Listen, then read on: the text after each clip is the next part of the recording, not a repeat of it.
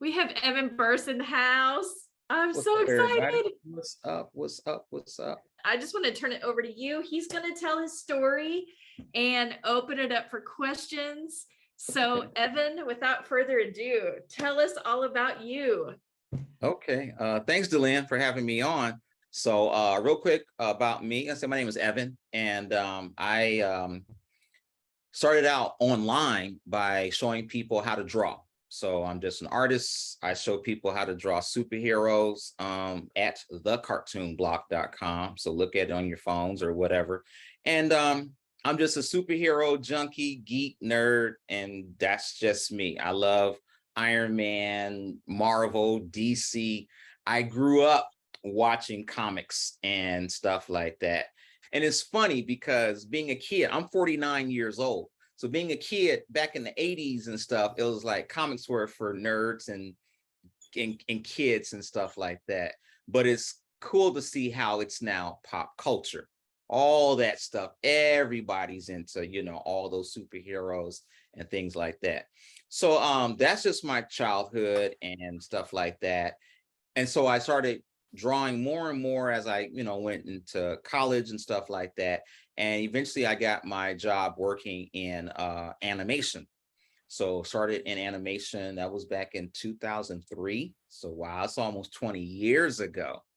Working in animation. So I moved from Chicago, where I'm originally from, out to LA to break into animation.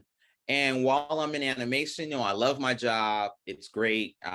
Worked at Warner Brothers Animation, and then I went to go work at BET Networks. They wanted to do some Black cartoons, so we did Marvel's Black Panther animated series there.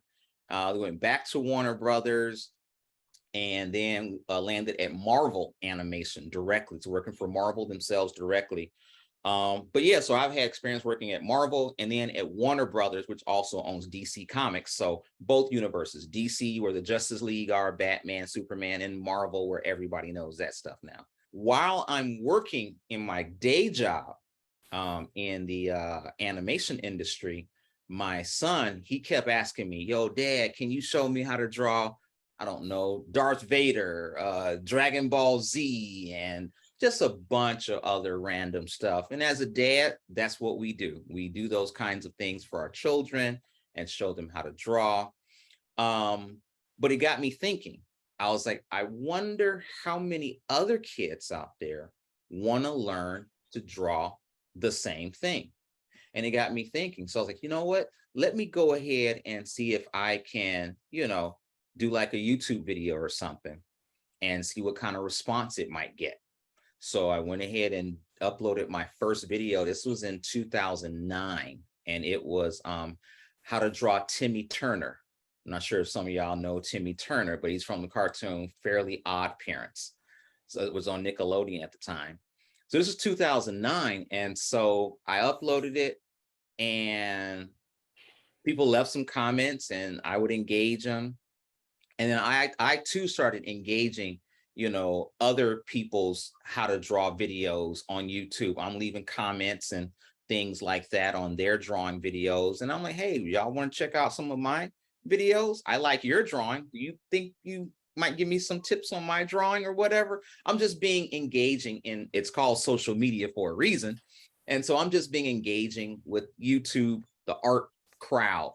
And so after that, that my video started gaining more views and more, more traction. And so I made another character, how to draw video. I think that one might have been one of the Powerpuff Girls or something like that. And I started drawing more and more. Keep in mind, this is my nighttime hobby. I still have my day job and my 9 to 5 in the industry. This is my nighttime weekend thing, and just having fun with it. And my son at the time, I want to say he was 9 or 10 years old at that time. And so he was already hip to what was popular on television. So he was telling me, oh, Dad, do this character's cool right now, or that character's hot, and this and that. And so I kept doing it and just drawing and drawing and drawing. So I was drawing for, I think it was about doing my YouTube channel for, that was '09. So Kickstarter, for those of you who aren't aware, is just a simple crowdfunding website like Indiegogo or GoFundMe, where you can raise money for a project or a cause. So with Kickstarter, one of my buddies who worked at DreamWorks on Kung Fu Panda, he had already launched his own Kickstarter to crowdfund and self-publish his own book. And so I went ahead and he showed me how to do that for myself. He said, Evan, you got an audience. So I want to say I had had grown to about 80 or 90,000 subscribers on YouTube. And I really wasn't monetizing them at all. I was only getting some of YouTube's ad revenue at the time. The most I ever made was like $2,000 in 1 month with my YouTube ad revenue. And those of you who are aware of YouTube, it's like you don't have any, say so over what ads populate on your videos and things like that. So, but I would make some months $1,000 a month with my ad revenue on my videos, 1,500, 800, 500, 1,700. It always fluctuated, So after I was doing that for a while, I was like, you know what? Let me go ahead and see what other opportunities are out there. How can I monetize my audience? So my buddy at DreamWorks, he launched a Kickstarter, and his Kickstarter was very successful. And he, self-published his own book, printed up his own comic book with his audience. And so he's like, Evan, you can do the same thing with your Kickstarter. So I said, okay, then let me go ahead and do that. And so I launched my first Kickstarter, and I raised enough money to, self-publish my own book. I didn't have to go through any traditional publishers or things like that. My audience gave me $25, if they wanted the book. And I found a printer in China, got it printed up, and sent the book out. But that was a one and done thing, just doing that one book, my sketchbook itself, and selling multiple copies of that. And but from there, I started getting in my head like, okay, how else can I sell an ongoing product, a digital product or something? And that's how I stumbled across Shane and Jocelyn and their podcast. At the time, I was listening to Pat Flynn, and they were guests on Pat's podcast. So I'm not sure how some of you all discovered Shane and Jocelyn, but there's a good number of us who discovered them through Pat Flynn's podcast when they were guests on there themselves. And so that's how I got attached to them and started listening to them for about 4 or 5 months. Every Tuesday, they had a new episode while I'm driving to Marvel. I'm listening to their new episode, of their podcast. And they were saying some things that I had heard in the past about, branding and marketing and online business. And, so I knew what they were saying was in the vicinity of being true, and at the end of every episode, they would always promote they promoted their coaching call. So they was like, hey, go ahead. And if you have your online business or you want to start an online business and need some help with it, give us a call. So I went ahead and gave him a call. Remember at that time, this was, you're talking what, January 2015. That's when that was. It was a long time ago. I got on their calendar and they gave me a call. And I remember Shane, he got on the call. It was a phone call, no Zoom, no Skype, just a straight up phone call. And Shane got on the call. He's like, all right, what you got to do is get this and get that and start building your audience. And I remember Jocelyn in the background, she was like, honey, stop for a second. Look at the size of his audience right now. Okay. And at that time it must have been about 95,000 subscribers on YouTube. Okay. Just building my audience up over the past, like 5 years or so. And I was like, all right, then this is what I got, guys, but I don't know how to monetize. I thought I was going to be YouTube rich, YouTube famous, have me a yacht with a helicopter on it. Yes, YouTube was going to be all it for me. Wrong, didn't happen. And so don't be fooled by all those people who you think have lavish lifestyles on YouTube. Not true at all. And because that revenue never came for me. And so Jocelyn was looking at my audience and she was like, oh, Evan, you got all the pieces. You just don't know how to put them together. And Shane started talking to me differently. He was like, okay, you got the audience, Evan. Now we're going to show you how to truly monetize it. So what he had me do was go ahead and he said, all right, Evan, I want you to go ahead and create a digital product that you will sell ongoing to your audience. I was like, all right, cool. How do I do that? You know, and he said, we're going to create something. He said, find out what your audience is struggling with. What are they struggling with? He said, you're drawing superheroes and stuff like that. What specifically about superheroes that your audience is struggling with? And so I was like, I don't know. You know, I'm just drawing Batman, Superman, Spider-Man. I mean, I'm just doing tutorials already for free on YouTube. What is my audience going to pay me to learn extra from me, Shane? And he was like, he said, survey them. Ask them what they're struggling with. I was like, that's genius. How come I didn't think of that? You actually ask people what they're struggling with, and that's how you find out what their pain points are. You know, so simple, but that idea did not even enter my brain at all. And so I made a YouTube video and I posted it and I said, hey guys, I'm working on a project right now and a special drawing project that I want to give to you guys. Just in the comments below, tell me, what are you struggling with? And I did the same thing on my Facebook fan page. I put a video, the same video. I said, what are you guys struggling with? And so I did it. I got, I don't know, close to 1,000 comments combined. People say, oh, I want to know how to draw expressions and faces and arms and anatomy and legs and this and that. But the most common pain point that they mentioned was how to draw action poses, you know, how to draw their character punching or flying or all the cool action poses that we like. And so I went back and told Shane this, and Shane said, okay, so your project that you're going to be creating, you know, your digital product is going to be how to draw action poses, you know. And I said, all right, what's next? Now we know what the pain point is. How do we do it? He said, well, go ahead and just create, you know, a longer in-depth video about the most popular action poses out there. You're always seeing Batman punching somebody or Superman flying or somebody kicking. So I just chose 4 poses and I made these videos longer, more in depth. Okay. For the most part on my YouTube channel, I would just show how to draw like a superhero head or a face.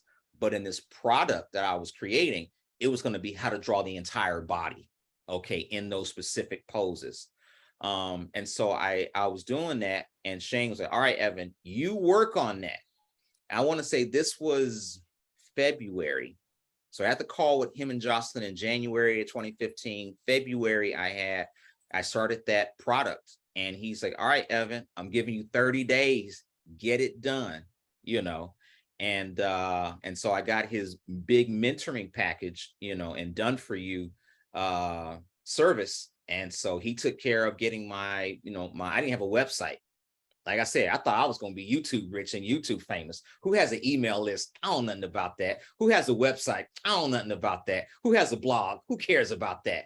You know, all the things that I thought I wouldn't need, now I need it, you know. So he helped me get my, you know, my blog set up and get the my PayPal and everything, the shopping cart. At that time, I used wish list member. You know, this is ancient history. Now he and Jocelyn are all on Kajabi, but I've seen them go through Wishlist, Member Mouse, Entreport, Interport. They've gone through many iterations, but Kajabi is the one that seeing them settle on that right now.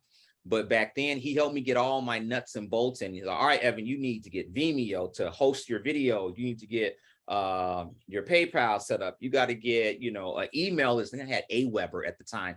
I mean, gave me a whole list of things to get. It was overwhelming. I was nervous. I was like, this dude telling me to get all this stuff. I'm spending money for $200 a year for Vimeo. I'm getting $50 a month for, he better be right.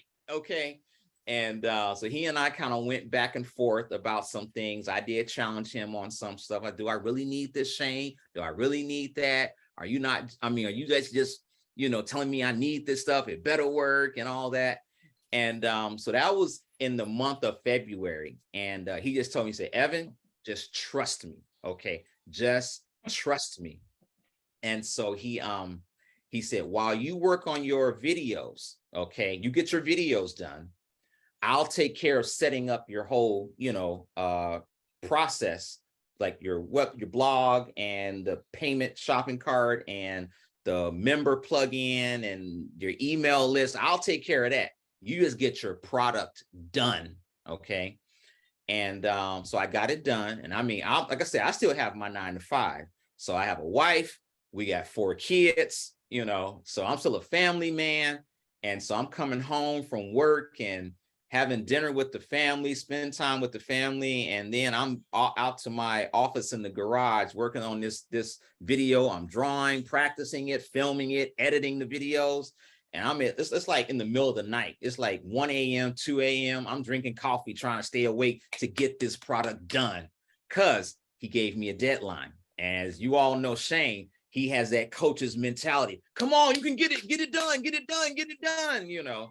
And so he would check in with me like once every couple of days to see how I was coming along with it.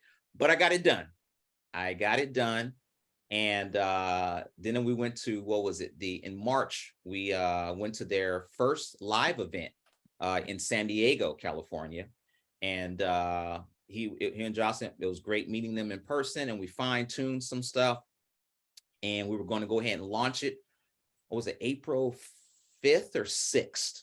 That was our launch date, to go ahead and just send it out to all of my audience through my email list. And the process was this. He told me, he said, all right, Evan, your product is done. We have it uploaded. The shopping cart, the payment processing, everything is done. It's ready for sale. And I said, all right. I said, how much are we going to sell this thing for? He was like, well, how much do you want to sell your digital product for? I said, I don't know, like $25. That sounds good, right? He's like, no, $25. That's nothing. And I was like, Shane, like, how much were you talking? Like, what were you thinking? He's like, I'm talking $197, Evan. Like, I was like, 190. I said, ain't nobody gonna buy anything from me for $197. I said, not when they're used to getting my YouTube tutorials for free. Why would they buy from little old me? He's like, trust me, we're gonna do it. So he had me announce my VIP list to my YouTube and my Facebook audiences. He said, here's the link, Evan, share this link, in your video descriptions to your audience, and just tell them, say, hey, you want to get access to my, drawing superheroes in action product, then you got to get on my VIP list. And that's one thing that Shane was teaching me, how to build up sense of urgency and hype and scarcity. That was huge. Because all of us have our expertise. For me, mine is drawing. I'm not that marketing person. I'm not that thinking about that kind of stuff. And so that's what he was teaching me. So I got people on to sign up on my email list. I said, if you guys want first dibs on my digital product, click here and hop on my email list, and you'll be the first to get notified when it drops. So we did that. Got about 800 people signed up on my email list. So 800 people signed up. This was everyone who was from my YouTube channel or my Facebook page. And I said, all right, Shane, we got 800 emails. What's next? He said, all right, we're going to start testing the price. I said, okay. So he took, I want to say it was about 50 people out of that 800. He took 50 emails and he sent those 50 emails. He sent those 50 people, I guess, the link to go ahead and buy. He said, all right, you guys are the first to buy. The price is $197. Get it right now. So out of those 50 people, for that $197 price, 3 people purchased it out of 50. And he was like, I thought more people would buy. We got some retooling to do for a second. So then he took, I think it was like 75 emails. So out of that bucket of 800, he took 75 emails out of that, and he sent those people the price of $147. So $147, he sent it to them, and out of that, 7 people bought. So more people, he's like, that's it. That's the price we're going with, 147. So what's the math on that? 650 emails left, I think. And so he sent it to those people. He said, we're going to go 147, send it to your entire email list. So we crafted up the email and I was like, all right, guys, you get first dibs. You know, my VIP list is 147, have at it. And I remember we released it. I remember I was driving to work that day, driving to Marvel, and my PayPal notification started going off like 147, sale, 147, sale, sale, sale, sale. And I'm at work. I didn't get any work done that day. I'm just in the office. I'm just looking at my phone. I got zero work done. And I didn't do anything. And so by the next morning, so we started, open the cart, sent the email out at like 9 a.m. and then close it the next day at 9 a.m. And got to give them, say, hey, it's open for 24 hours. You got to get in. And so in that 24-hour period, I made $10,000, a little over, but it was $10,000 in 24 hours. I was like, I can't believe it. I'm like, I'm showing this to my wife. I'm like, honey, look at this. I made $10,000 in 24 hours.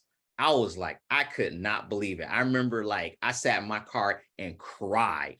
I was like, I cannot believe that people would give me this kind of money. Like, I'm not the best artist in the world. I'm not Rembrandt, Picasso, you know, Da Vinci. I ain't none of that. I just draw superheroes. That's it. I just draw superheroes. I'm just basically a big kid. That I ain't nothing else. And so I remember that, and that was a turning point for me. And so it was like a few months later. So I had, me and my wife sat down and had a serious conversation. And I was like, if I'm doing this part-time, what could I do full-time? You know, I've just been doing this stuff on nights and weekends and things like that. So what could we do? So we sat down, like, all right, let's go ahead and see if we can budget some stuff better, pull back on some of these bills or expenses, and so I can really get this thing going, ongoing. So now for the remainder of that month, ended up making, I want to say it was $27,000 total for the remainder of that month. So we launched it that first week in April, and by the end of the month, we still had the cart open, you know, and we made it, yeah, $27,000 for the remainder of that month. So that was April of 2015 then. And that's what got us thinking. I was like, okay, we're really on to something here. But it was like, you know, just all the different, you know, marketing strategies that Shane shared with me, and teaching me the importance of having an email list. Okay. And the importance of, like, you know, growing your audience and creating that sense of urgency and providing that scarcity that makes people move, you know, and just buy your products. So that was the biggest thing for me. And then the top of that was right into 2015. I remember I left Marvel and went to my producer's office. I was like, yo, Howard, you know, I got this thing online, and it kind of took off a little bit, so I ain't coming back. So, and he was like, Evan, we're Marvel. You don't leave us. I was like, oh my goodness. Like, so, and it was a great place to work. I can't complain about it. You know, it was a great place to work, but in my heart, I was like, there is something more out there for me. I truly do believe that all of us, you know, we have a certain thing in our heart. We got to follow our path and go down that route, whatever that is. So for some of us, that is working in corporate America. Nothing is wrong with that. That is fine if that's your calling. For the rest of us, it's, you know, it could be doing something, you know, on the entrepreneurial path or something like that. Whatever it is, just follow your heart and just go down that path. Is it scary? Absolutely. It is absolutely scary. Yeah, I just thank Shane and Jocelyn for doing that and just teaching me. So I was like, not a bad investment. A $200 coaching call turned into $27,000 a few months later. Not a bad investment there. So what a brilliant storyteller you are. Oh my gosh. Thanks. Wow. Wow. Evan, what does your membership look like today?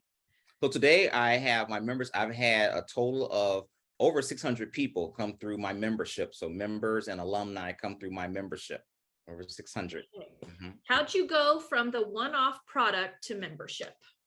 I simply just made the switch. So in 2016, so almost a year after launching, my digital product, Shane was like, all right, Evan, we switching it up.